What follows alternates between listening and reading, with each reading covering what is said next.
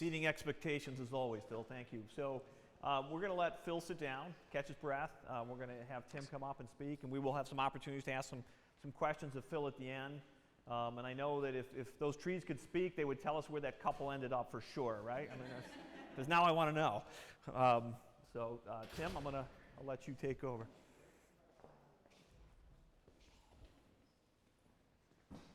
Thank you again. My name is Tim Hayes. I'm a Senior Advancement Officer here on campus. I've worked here since 2005. My bio indicates. My role, essentially, is to do what Phil was talking about, is find those people who were sitting here in 1970, 1975, and ask them three simple questions. One, what brought you to Oneonta in the first place? Two, how did you get from Oneonta to where you are now? And for my purposes, I'm dealing with those folks who have had tremendous success in their careers. And so the third question is, how can you come back to Oneonta, either virtually or in person, or through your philanthropy, to benefit us and our current students today? Before I had this position, I was involved with economic development issues. And so you can't really talk about economic development in Oneonta without talking about the railroad. And if there's another field trip that you can take, is to go down to the old rail yards. This structure no longer exists. But it was a very important piece of the Oneonta community for many years. In fact, without the railroad, I would argue, you would never have SUNY Oneonta. You would never have Hartwick College, because you would never have the concentration of wealth that existed for those people to have those land rights, or to have the banking sector to have the influence in Albany to be able to establish a normal school. Or, when the normal school was growing and absorbing the baby boomers, to create SUNY Oneonta as it is today. So this is Old Main. And of course, I have to toss in the line at the top is, this was the words that were spoken when Old Main was established, is, I see possibilities full of promise. And if any of you know about the work that we've been doing over the past 3 to 5 years, is that we've been involved in a fundraising campaign that has raised over $13 million in that time period to benefit student scholarships, faculty research, and what we have on campus today, but also promoting things that we want to have on campus in the future. Old Main eventually was taken down.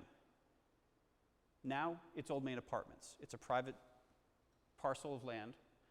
But instead, as Phil was saying, we evolved, we adapted, and we created Fitzell and other buildings on campus.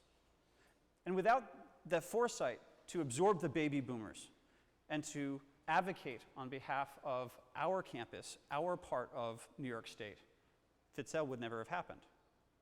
But also, without the excellent job that happened within those walls for those people who were both teaching and learning, we wouldn't have Fitzell that we have today. We do see possibilities full of promise. And I would argue that it's because of the people that are here.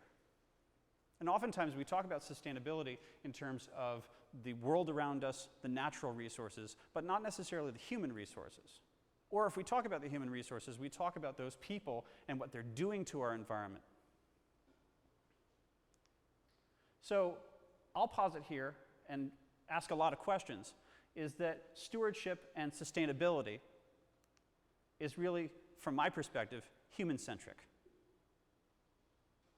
right? What brought us here, or those graduates that I talked to, what brought them here so many years ago, often from Long Island or the Albany area, or from the regional schools around here. And I'll give that a little bit of flavor with a local focus. Because really what we're talking about when we talk about sustainability is quality of life, quality of our life, more specifically. And when you talk about quality of life, you're really talking about retention. What keeps people here? So the students, they came here as freshmen or transfers, and they stayed here, right? And they became graduates. So what was it that brought them here, kept them here, so that they wanted to be here and could afford to be here? But we're also talking about quality of place. Because we're often not just replacing ourselves through birth rate or remaining here where we are, but we also want to bring other people who have maybe the same values or a different set of values that also find this place attractive. So the question is, does it attract? Does it retain? And ideally, could we do both? Because that leads to growth. And for a lot of the economic development literature that's out there, growth is the be-all, end-all. We're talking about growing the population. And if we grow the population, there have to be something for them to do, so we're going to grow jobs. And we're going to pay them in some form, of one way or another. And so often we talk about income. And also, there's a variety of jobs that need to be done on a daily basis, on a yearly basis. So we're talking about employment sector diversity. So in Oneonta, this is the graph over time. And it's very colorful, and it's got a lot of things involved in it. But basically what you're seeing here is the impact of students. Phil was saying that in the 1960s, we had massive growth on campus. Well, students, you might hail from Long Island, you might hail from Albany, you might even be from Cooperstown.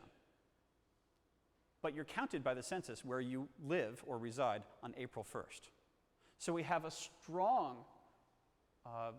proportion of the population of students, which kind of throws things off a little bit because we're talking about population proportions. That yellow line there is what you would expect to see because that's the US population proportion. We have more students, so 18 to 24-year-olds, but we have relatively fewer young professionals or people who would fit into that age group. And because this area is so attractive and has retained people over time, think of the former faculty member, the emeriti that are out there, who loved being here so much, they stayed. Those are the older age groups. And so we have a lot of young, vivacious 18 to 24-year-olds and a lot of people in the older population, but not a lot of babies without a baby boom, and not a lot of people having them. These are the population centers. This is where we're trying to attract them from or to retain them where we are. Otsego County is roughly, let's see if we have a laser pointer, here. It's the heart-shaped one in the heart of central New York. Albany, Syracuse, Rochester, Buffalo, and of course you can't talk about New York State without talking about New York and the New York metro area. Of course, that's also where the jobs are. And this is a bit washed out, but it's a great map. It's developed by a graduate student named Robert Manduca, and it's robertmanduca.com. And he has plotted every single one of those jobs that's maintained in the government database. And what you see is Syracuse has a lot of points, Buffalo has a lot of points, Rochester has a lot of points, Albany, and then of course, the New York metro area. Oneonta is here.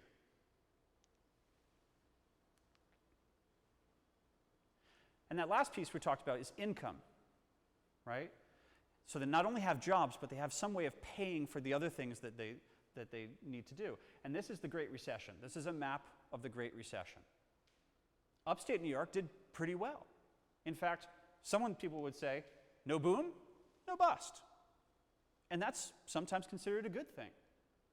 But where's the population? And the people who suffered the most or the places that suffer the most are the places where the people have the highest population density. Taken as a microcosm, we have employment sector diversity in Otsego County that's really excellent for what we consider a rural environment. Usually you think rural, you think farms, you think coal, natural resource extraction. We don't have very much of that here. In fact, our top employer is healthcare. I live in Cooperstown. It's a village of about 1,800 residents, but it has a 3,500 person healthcare facility within that small town, okay? It's also affiliated with Fox. You also have finance and insurance, something you would not expect to see in a rural environment. And that's primarily because we have two large insurance companies that started off selling insurance to farmers. And of course, state government is there because of SUNY, roughly 1,200 employees, and then other state officials throughout. We have some manufacturing, a lot of little local government, and then it kind of trails off from there. In 2000, you can see that this is the average annual wage. We do have some agricultural economy here, but not too much. In fact, the total proceeds are around $70 million. Just for comparison's sake, I think our annual operating budget, Todd, is $110 million. And we have much more beyond that in terms of the construction that's happening on campus. In 2012, you see a little bit of wage growth in some of the areas, but not in some of the others. So is this sustainable? At the bottom is the consumer price index, so it's the cost of goods, it's that breadbasket. If the cost of goods that you need to normally afford goes up by 25%, and your wages, which are pretty low to begin with, only go up by 14, is that sustainable? So other people define development not necessarily in terms of growth, but prosperity. It's not good enough to grow, not good enough to just put up an apartment complex and fill it, but you've got to have some kind of quality of life. So you want to have not only employment, but lower unemployment. You want near full employment. You want fewer school dropouts. So you want people who can be the next generation who are learning. Lower poverty, and fewer housing problems. So if you live here, you don't want a leaky roof. You don't want to live in a slumland. Again, quality of life, a place that you want to be, a place that wants to retain you, or a place that you could see yourself moving to in the future. I would say it's pretty good around here. Again, a little bit of an eye chart, as Tom Rathbone would say, but on the top is the wavy line on the top that's gray is New York City unemployment, and that bright green line on the bottom is Otsego County. We tend to track along pretty well with the national economy, or at least the regional economy, but we have much better employment here. Schools. Now, say what you can about the qualities of graduation, and whether or not the quality of education you receive in New York is the same quality of education you would, say, receive in South Carolina. But at least our graduation rates here are really good. And so it's a good quality of place, and maybe actually attractive to other people. And education is just a good idea. So for those of you who are students here, you made a good choice. Keep it up, graduate on time, and statistics show that you should have a really good life. Of course, there's housing as that fourth area there. And in Otsego County, a few years ago, I was involved with a project that found that there's actually a shortage of quality and affordable housing. So it could be affordable, but it may not be quality. It may be quality, but it may not be affordable. Again, are we going to retain people in this situation? And are we going to attract other people to take their places? Of course, there's other development definitions. So once you get the people here, once you give them something to do, and once it's okay, now they have to interact with each other in a sustainable way. Give them opportunities to make the rules for themselves. Make sure that when they're making the rules, that they know what the problems are or the issues that they have to solve. Equity is a major concern, and surely a long-term perspective is a good idea. And of course, not everyone wants to lead. Some people will follow. In New York State, you have tremendous opportunity to participate in the civic environment.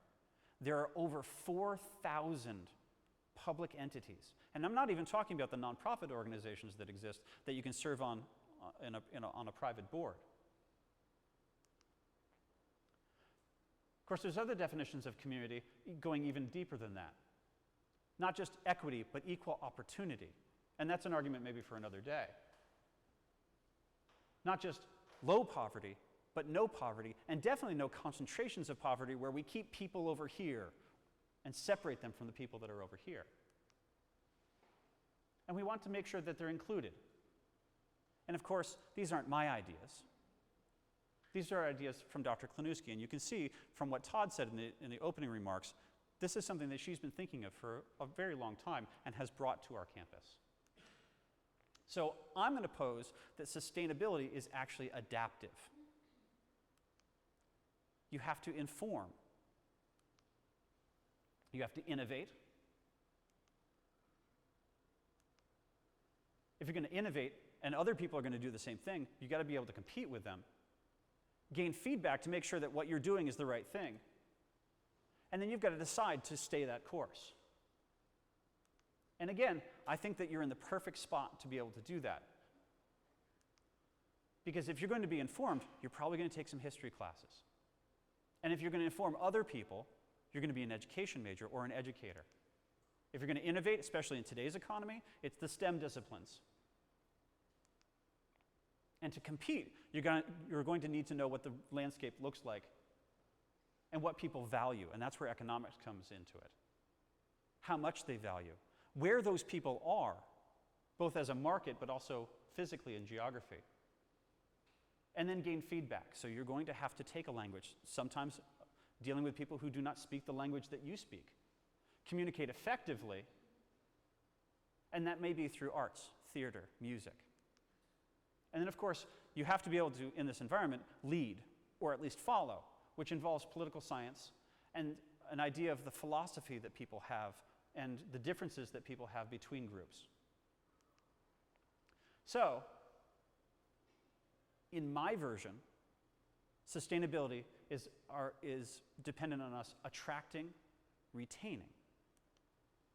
So, years and years ago, when it was the Oneonta Normal School, just down the hill here, we were able to attract people like this.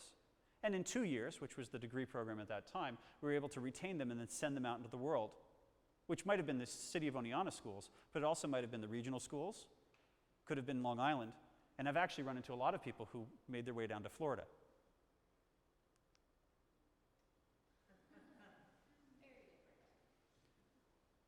But yet, somewhat the same, right? We have just changes in technology. We have changes in clothing and aesthetic. But essentially, the students that went through the pillars, those same pillars that are standing over there, earlier this week, they want the same things.